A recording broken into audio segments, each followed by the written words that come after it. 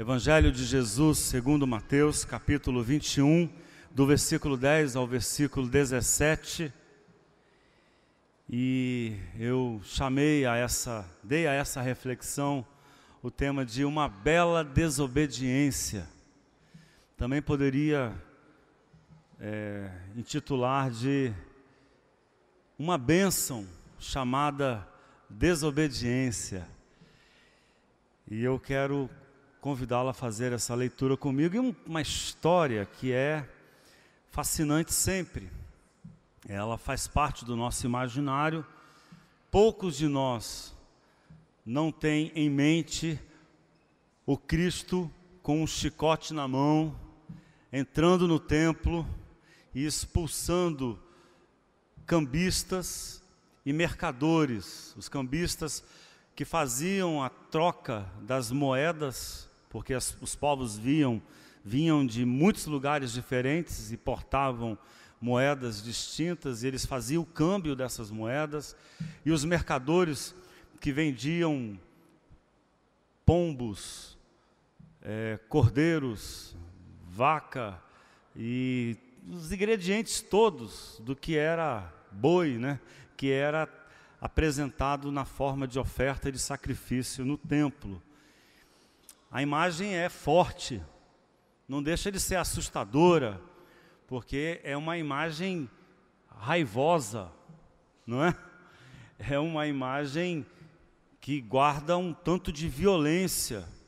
Jesus, ele fabricou um chicote não por acaso, porque com esse chicote ele pelo menos ameaçou os que não o obedecessem, os que não fugissem, O texto não diz que ele desceu o chicote, que ele açoitou as pessoas, que desceu o chicote no lombo do povo. O texto não diz que ele arrancou sangue, Essa habilidade bélica de Jesus, O texto não diz, mas João fala que ele fabricou um chicote com cordas. Marcos e Mateus, que são os evangelistas sinóticos, que têm a mesma visão, Mateus, Marcos, Lucas, mas Marcos e Mateus também registram essa história, não falam do chicote. A cena vem à nossa mente, e eu queria que a gente olhasse de novo para ela, porque eu acredito que ela guarda uma expressão de beleza, uma estética revoltosa, uma estética de desobediência, como forma de promover o reino de Deus entre nós. E eu queria que você lesse comigo. Olha o que diz o texto, capítulo 21, do versículo 10 em diante ao 16.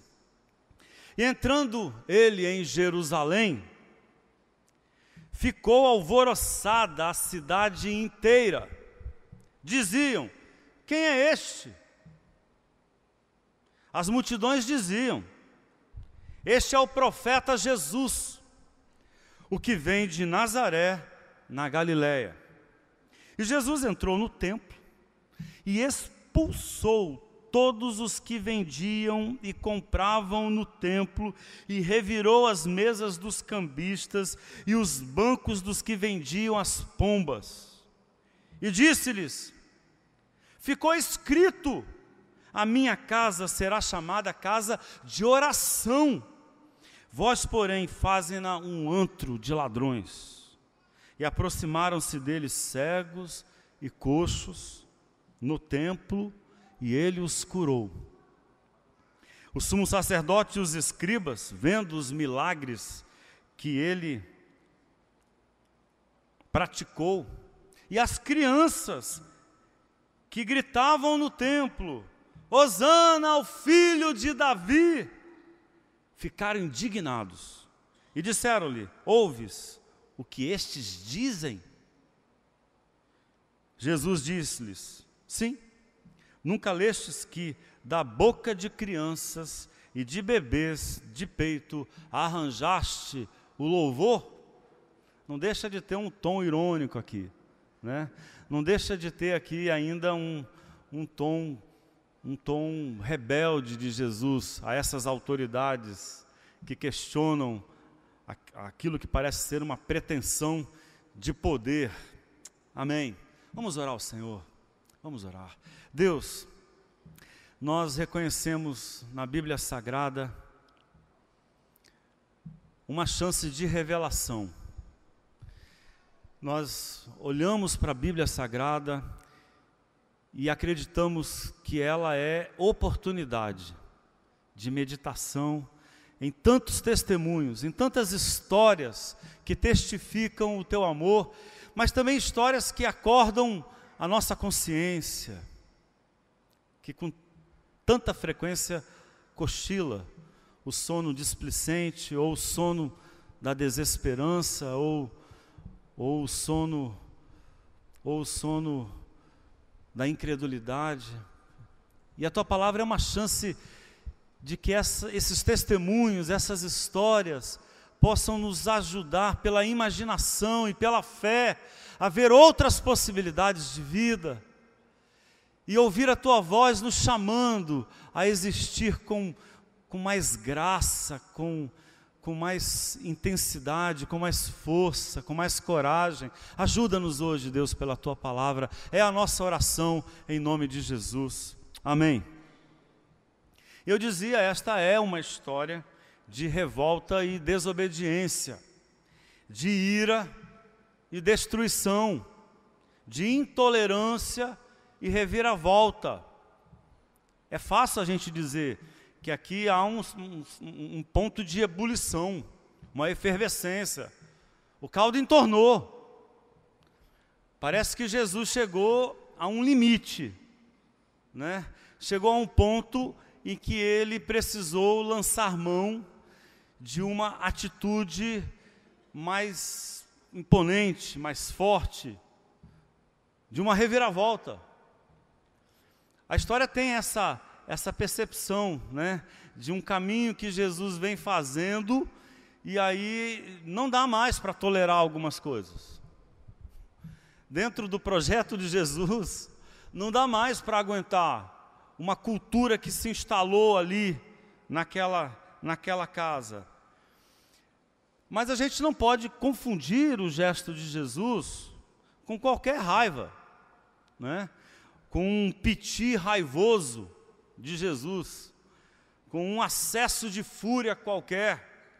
A raiva de Jesus não foi a ira de um vaidoso, cujos caprichos não foram atendidos, e que se sentiu melindrado por não ter o valor pretendido, por não ter sido aceito, por não ter sido aprovado, e aí ele teve um acesso de raiva, de fúria, e chamou a atenção de todos. Não, até porque a história termina de um modo que não pode ser confundida com nenhuma vaidade, não é um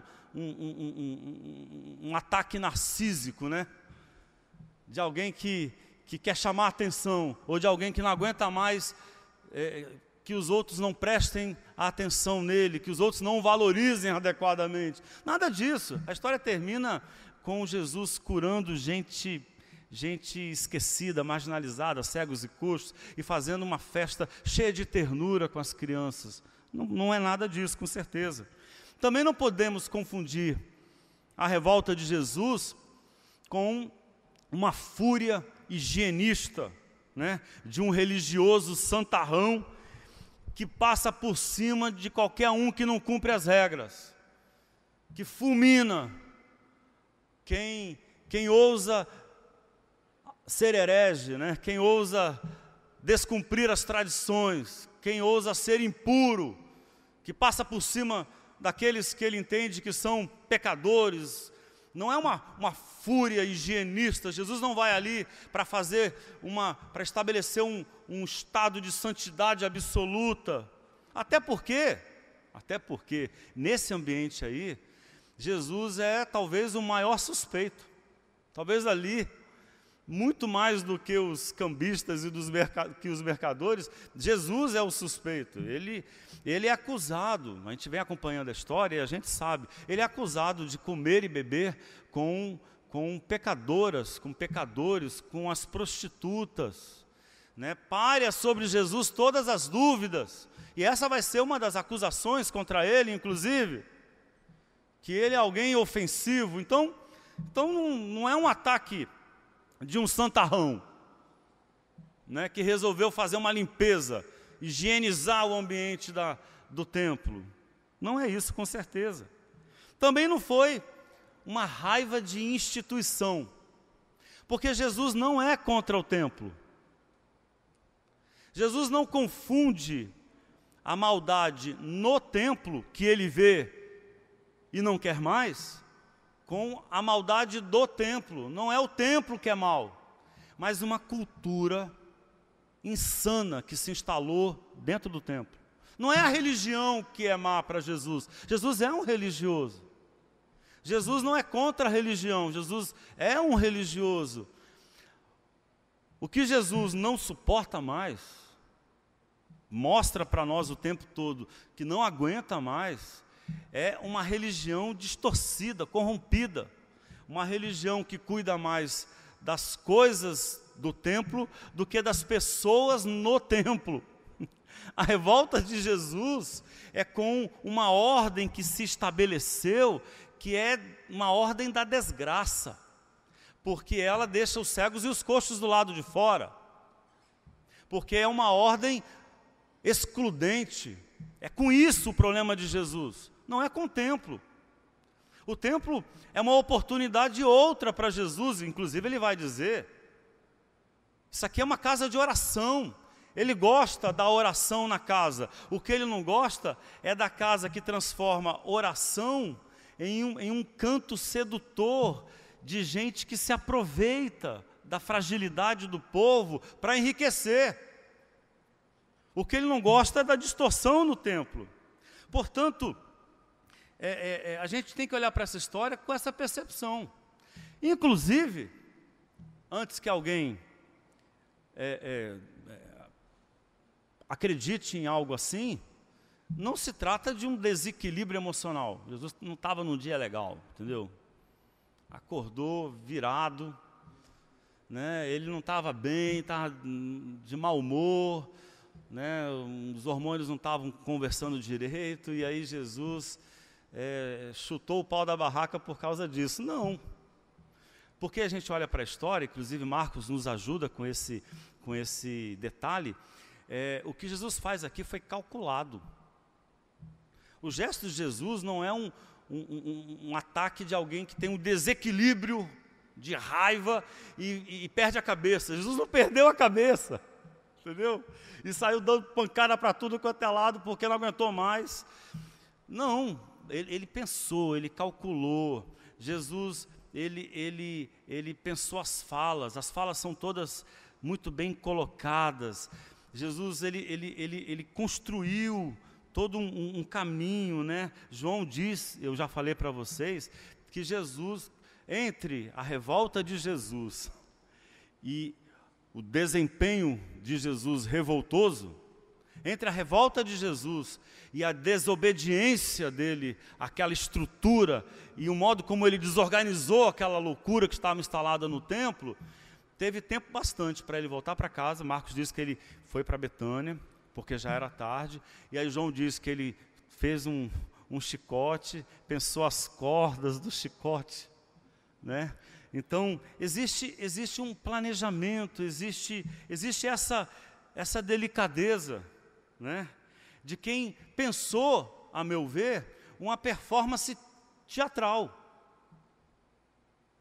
De alguém que vai lá não para fazer uma arruaça, mas uma arruaça lírica, uma intervenção dramática, né? Existe lirismo aqui na revolta de Jesus. Existe um sentimento lírico aqui, porque Jesus faz um movimento que expressa um desejo que ele quer que todos conheçam. Aquele momento ali para Jesus foi do sermão do chicote, um chicote pregador, um movimento de Jesus que é forte, que é chamativo, mas que é lírico, de quem diz, isso tem que acabar. Isso não pode continuar desse jeito. Há uma estética na desobediência de Jesus. Ele vai ao templo para aquela performance libertadora, um ato decisivo, cheio de fé e de amor. E com estética, eu quero que vocês tragam aí a palavra à memória. Primeira ideia que a gente pensa quando fala estética é beleza. Pois é isso mesmo. Aquele movimento ali é um movimento estético de quem quer resgatar uma beleza perdida, de quem não suporta mais conviver com uma cultura religiosa que torna a vida feia, de tão mesquinha, de tão coisificada, de quem não aguenta mais viver em uma cultura que é movida por ganância. Eu diria, nós vivemos nessa cultura, em que nós nos reduzimos uns aos outros em concorrentes. Vivemos numa disputa crescente, sempre, que nos engole e que reduz a vida a um grande mercado. Jesus olha para aquele mercadejamento da fé e da religião e diz: isso é horroroso.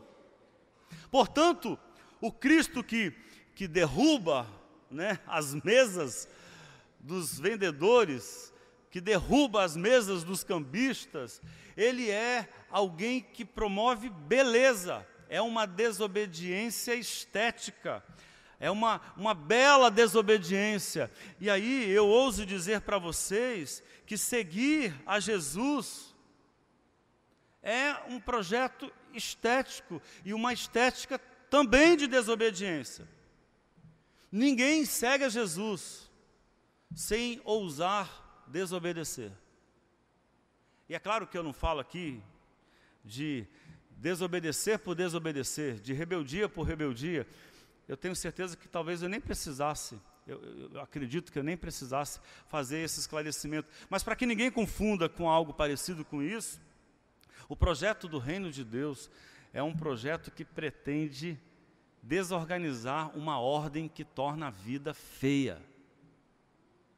Uma ordem maldosa, uma ordem perversa, uma ordem excludente, uma ordem de injustiça, uma ordem que empobrece a vida, que enfeia a vida com a hipocrisia, que enfeia a vida com a ganância. É esse o movimento de Cristo. Jesus não aceita mais fazer parte de uma cultura que deixa a vida feia, que perverte a existência, que reduz tudo a uma questão de lucro e as pessoas a consumidores. O que a gente pode aprender com essa estética da desobediência de Jesus? Primeiro, escolha belos amores e sua ira será um sinal de beleza e esperança. Aquilo que nos deixa irados fala muito sobre as coisas que a gente ama. Fala muito sobre as coisas pelas quais nós prezamos, que a gente entende que são tão importantes, que não dá para viver sem elas. As nossas iras são o flagrante dos nossos amores. Você quer saber o que uma pessoa ama? Preste atenção no que a deixa irada. Porque a ira é essa expressão da vida, necessária inclusive, para tomada de decisão, não é? Para fazer reviravoltas de sobrevivência. Uma pessoa que não se ira, dificilmente consegue reagir à altura de um momento ameaçador. A ira é uma expressão de revolta, é uma expressão necessária. E eu repito, há iras que revelam vaidades, tolices, que revelam mesquinharias, há iras que revelam uma vida leviana. Há muitas manifestações de raiva que revelam gente comprometida com coisas vãs, com coisas más. E novamente, essa ira é, portanto, reveladora. E me parece que o movimento da nossa vida começa na escolha que nós fazemos do que não abrimos mão. Parece que é aí que nós vamos garantir uma trajetória que não vai ser reduzida à feiura, que não vai ser reduzida à mesquinharia, que não vai ser reduzida ao egoísmo, é aí, quando a gente elege e reconhece aquilo que vale a pena comprometer a nossa história, que vale a pena comprometer a nossa trajetória, aquilo com que nós podemos nos gastar, aquilo que pode consumir os nossos melhores afetos. Esse instante de ruptura ou de quebra, que é a manifestação da ira, está relacionado a esses amores que nós cultivamos.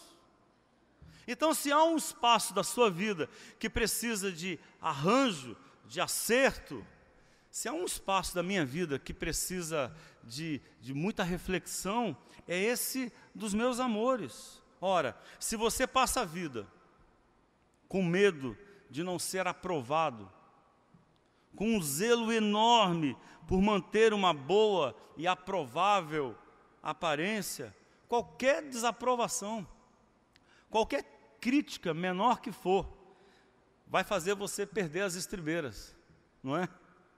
Porque esse é o teu grande projeto, é parecer bem às pessoas, é ter uma imagem de aprovação. Se esse for o seu grande amor, qualquer crítica, qualquer desencontro, qualquer ameaça de fracasso, de erro, vai te tirar do sério.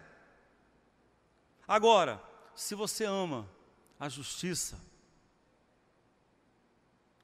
se você ama a paz, se você não abre mão de que as pessoas tenham chance e oportunidade de viverem com dignidade, se te incomoda, se mexe com você, se é visceral o que você sente diante da desigualdade social, se te tira do prumo o racismo, se uma sociedade que age com preconceito e que exclui as pessoas por causa do gênero, por causa da cor da pele, se isso é algo imprescindível para você, se você ama a justiça, você não vai suportar conviver com políticas que dão as costas para quem sofre nas filas dos hospitais públicos. Você não vai mais aguentar fazer parte de uma igreja que chama os ricos de abençoados e os pobres de gente sem fé ou gente preguiçosa. Percebe? A ira que vai salvar o mundo, a revolta dessa desobediência estética que é seguir os passos de Jesus, segue os nossos amores. Se com Jesus nós também amarmos a justiça, é aí que nós vamos colocar a intensidade da nossa vida, é aí que a gente vai querer uma reviravolta, é isso que vai ocupar o nosso tempo, que vai mexer com a nossa alma.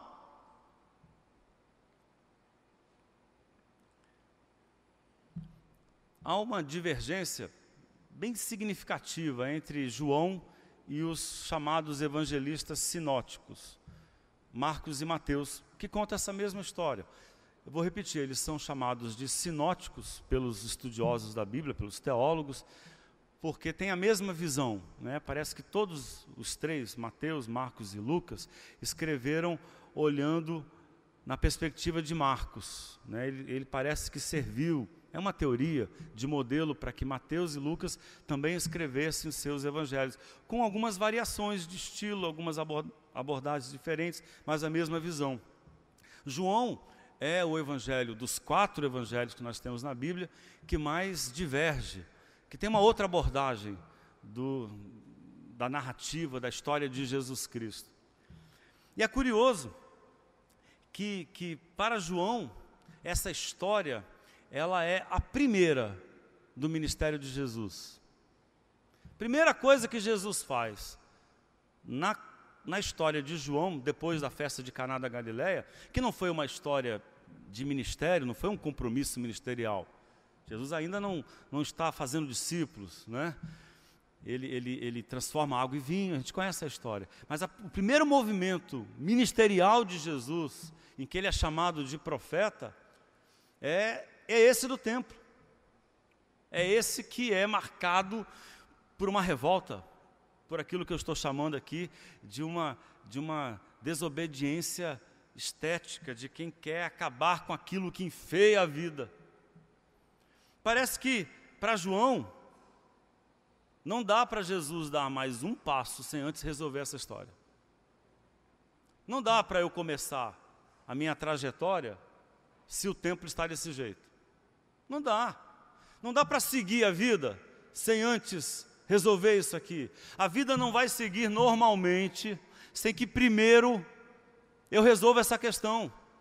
De tanto que Jesus ama, de tanto que Ele quer mudança, a primeira coisa a fazer é essa, como se nos dissesse, não dá para dar um passo sequer sem dar um fim a essa mentira. Eu e você precisamos desse tipo de desobediência para mudar aquilo que compromete a nossa história, nossa trajetória. Nós precisamos dessa ousada rebeldia de dizer não para um jeito de pensar que nós não queremos mais. E como é fácil a gente conviver e ser domesticado pelo mal que nós já reconhecemos. Como é fácil a gente seguir a vida, tocando o barco para frente, de mãos dadas com relações que são relações destrutivas, relações perversas. Como é fácil a gente ver aquele que sofre a injustiça e não estender a mão. Como é fácil. É a parábola do samaritano, vocês devem se lembrar. Essa é a denúncia que Jesus faz. O pessoal levanta uma questão sobre a lei, não é? O que diz a lei, o que é certo, o que é errado, e aí tentam colocar Jesus numa armadilha, numa arapuca, e dizem para ele, quem é o meu próximo? E aí Jesus conta uma história, para ver se pela estética da desobediência, eles conseguem enxergar o que a especulação teológica não deixava que eles vissem.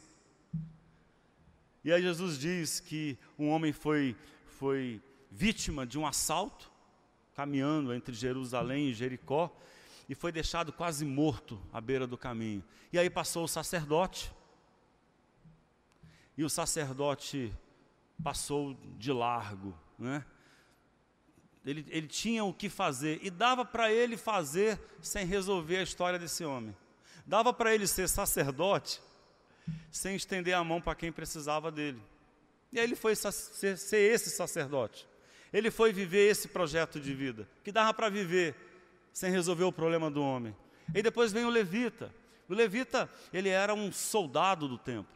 Era um cara que cuidava da segurança. A maioria dos levitas eram armados. Dava para ele tocar a vida dele e resolver os problemas dele lá do templo e não se incomodar e não fazer nada. O homem está lá, porque se ele não vê, né? Se ele não vê o texto, a história de Jesus não registra. Se Jesus diz que ele passou de largo, é porque ele viu e dava para seguir em frente. Quantos dos projetos que enfeiam a vida, nós aprendemos a conviver com eles passivamente, a tocar a vida para frente, a seguir em frente, né?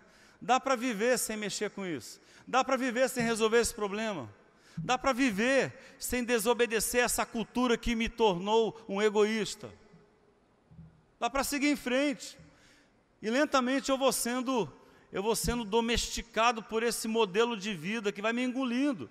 E aí tem um samaritano. Esse cara não dá para seguir em frente, ele tem que descer do cavalo, se é que ele cavalgava, e ele tem que cuidar daquele homem, ele tem que cuidar das suas feridas, ele tem que socorrê-lo, levá-lo para uma hospedaria, ele tem que fazer alguma coisa, não dá para seguir em frente.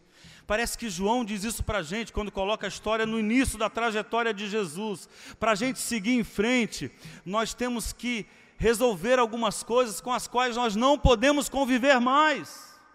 Então, se há uma pergunta hoje do Evangelho para mim e para você, é essa: o que é que não dá mais para tolerar na sua vida, que precisa de uma santa desobediência, de uma bela desobediência, que precisa dessa ousadia estética de dizer, chega de viver com isso, eu vou fazer alguma coisa. Mas para os evangelistas Mateus e Marcos, a história é uma das últimas, curiosamente. A história é uma das últimas antes que Jesus conclua o seu ministério.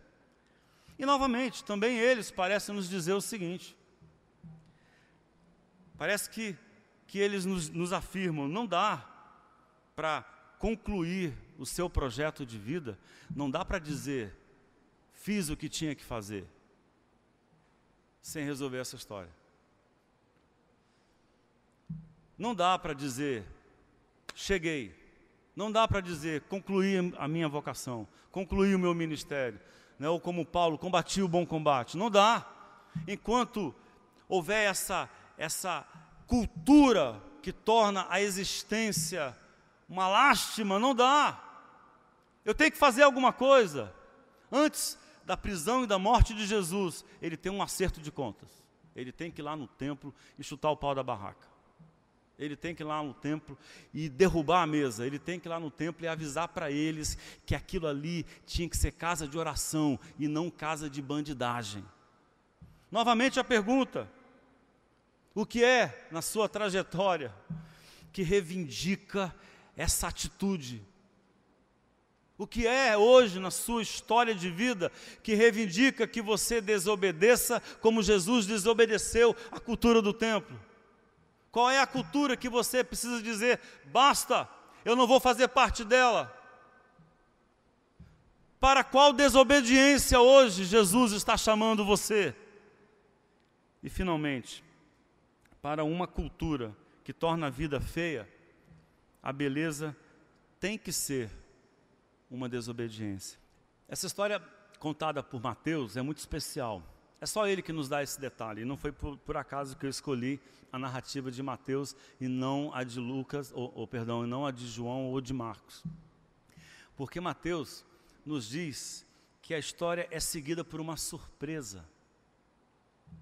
O templo, a imagem que a gente tem, é de um pátio, né? Que está cheio de mesas, gente mercadejando, e um templo que se perdeu em si mesmo. Um templo que perdeu de vista o seu projeto, que perdeu de vista as pessoas. E ali estão os mercadejadores, não é? Os cambistas. Jesus entra com um movimento performático, eu uso a palavra performático para dar ênfase à estética, a um modo de fazer lírico, que impressiona. Lírico é essa expressão da estética que mexe com sentimentos, não é? Que arrepia a pele, que mexe com as emoções. É o que Jesus faz ali, ele traz a flor da pele, um projeto de vida, e ele esparrama a gente para tudo quanto é lado. Aí depois que esse pessoal corre assustado diante do que ele faz, e os sacerdotes vêm ver o que está acontecendo, que homem é esse, quem ele pensa que é, aí entram cegos e coxos, que não tem lugar ali. Os cegos e os coxos eram proibidos de entrar no templo, porque eles eram a expressão da maldição. Gente maldita, gente que não se encaixa, gente que não tem lugar no templo, que diz, ó, templo, eu até gosto, mas não tem lugar para mim lá dentro. Agora tem. Quando Jesus desenvolve essa bela desobediência, essa estética da desobediência, tem lugar para os malditos no templo. E são eles que trazem a beleza perdida. São eles. E Jesus cuida dos cegos e dos coxos. Onde é que eles estavam antes? Estavam à beira do caminho, mendigando, marginalizados, esquecidos, deixados de lado, abandonados. E agora Jesus cuida deles e os cura, e os sacerdotes se assustam. Quem é esse? Porque não há uma expressão de força aqui, gente.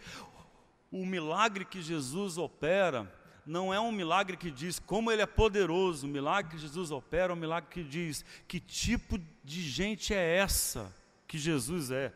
Quem é esse homem? Que projeto de vida é esse que faz ele agir e pensar na contramão de todos? E os sacerdotes nem acabaram de se escandalizar, e tem a próxima surpresa. Vem as crianças, que também não tinham lugar no templo, porque as crianças são desconcertantes, elas desorganizam os ambientes, e elas e elas cantam. E aí eu ouso dizer, e sei que chego bem perto de forçar o sentido, que essas crianças, elas promovem uma sinfonia. Porque para mim, Hosana ao filho de Davi tem som de música, não é? Mas Mateus diz que elas gritam, Hosana ao filho de Davi. E eles se assustam novamente. As crianças que eram esquecidas, que também não tinham lugar ali, são elas que trazem beleza para o templo. A beleza, surpreendentemente, ela vem daqueles dos quais o templo esqueceu. A beleza do templo, surpreendentemente, ela vem daqueles dos quais o templo esqueceu.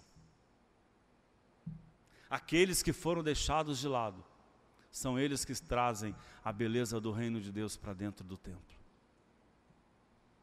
Aqueles que os nossos projetos gananciosos, os nossos projetos de poder e de força e busca de expressão deixou de lado, são eles que no sopro do Espírito de Jesus, que é um sopro de beleza, de graça e de amor, são eles que trazem o sentido do templo para Jesus. O templo é o lugar desses aí. O templo é belo quando o templo cuida das pessoas. Quando é um espaço de inclusão e que vira do avesso o projeto social. Para aqueles homens é um escândalo, Jesus tocar e trazer esse tipo de gente para dentro do templo, é um escândalo essas crianças. O que elas fazem é assustador. Aí eles dizem, você não está vendo Jesus? Você não se incomoda? Que tipo de profeta é você? Que tipo de homem é você que não se incomoda com isso daí? Você não está ouvindo o que elas estão dizendo? Estão te chamando de rei, estão dizendo que você veio trazer um reino. Você não está ouvindo? E aí a resposta de Jesus, eu disse para vocês, e eu termino aqui a minha reflexão, é ainda irônica, né? Ele usa um salmo. E o salmo que ele diz é aquele que afirma que é da boca das crianças. O salmo diz, suscitaste o perfeito louvor. Mas a palavra que Jesus usa, aqui segundo Mateus, e o Frederico Lourenço nos ajuda a perceber, porque é o tradutor e ele nos mostra o sentido da palavra. A palavra usada aqui, né, por Jesus seria da boca das crianças e bebês, que arranjaste o perfeito louvor. A palavra arranjar aqui seria a mesma palavra usada para consertar. Então, o sentido é de algo que foi consertado, que tinha rompido, que estava ruim, né? E aí eu quero dizer que é exatamente isso que Jesus está afirmando. Quem consertou o que estava errado aqui foram as crianças. Foram esses que tinham sido esquecidos. Foram esses que tinham sido desprezados. Foram esses em que nós não prestávamos atenção. Foram eles que consertaram o que estava errado. Foram eles que trouxeram beleza para o que estava feio. Eu queria convidar você a ficar em pé junto comigo em oração.